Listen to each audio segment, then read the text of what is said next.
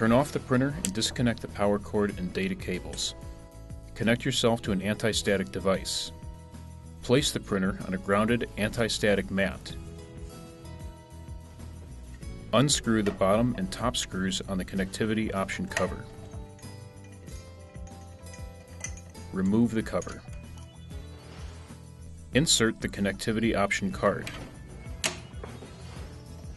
Replace the screws.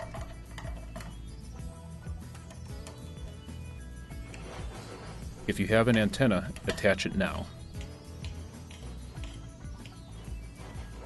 Reconnect the power cord and data cables. Turn on the printer.